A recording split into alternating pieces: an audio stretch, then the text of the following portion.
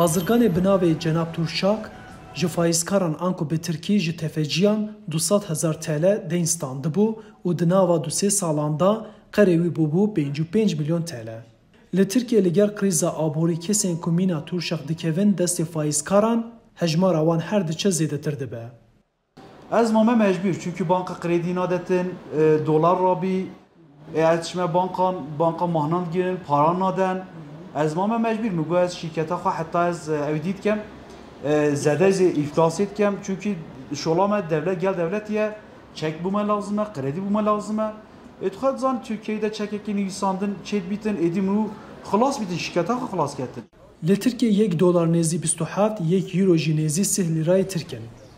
Piştî hilbijartinan, Banka Navendiya Tirkiye faîzê TL 8% rakire 16% û bi vê yekê bankayan dayîna krediyan rawestand. Kesek an jî bazirganek herî zêde dikare 700,000 TL an ku $2,600 kredi bikêşe. Bi vê rewşê bazirgan neçar dimînin ji faîzkaran pere deyn distînin. Devlet parayı me nadate me mahnan gitti. Mıgu vallahi evet ve hiç nabitin. Az çömen Allah ev faîzkaran mıgu vallahi ey mabi deh rojat mı? Tabi ez ketmen nav pisatiye, ez ketmen nav çole, ez ketmen nav desteği onda. Kesên ku nikarin qerê faîzkaran bidin, an rastî gefa kuştinê tên, an jî ji ber gefan xwe dikujin. Di sala 2021 da Fehîm Aboyê 65 salî ji ber qerê kurê xwe kuştibû. Kurê wî Serdar jî ku ji ber gefên faîzkaran revî bo Antalyayê, piştî bavê xwe wî jî dawî li jiyana xwe anîbû. Turşak dibêje ku baş bû ew bi alîkariya malbata xwe qerê xwe razandiye. Tabii 16 milyon hema mali mehebi mexwe medayı. Pişt hingi nizki 20 milyar zêdetir xalên wan erdêt wan hebîn. Ev firotin.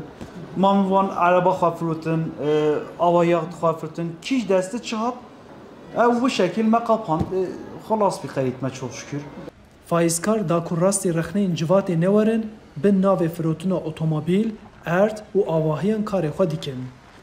Serokê Komela Karsaz û Pêşesaziya Organîzeya Wanê Wîsayetê Şemsettin Bozkurt diyar dike ku bi taybet li bajarên Kurdan kredi peydakirin zehmet e û ev jî dibe sedema zêdebûna faîzkaran.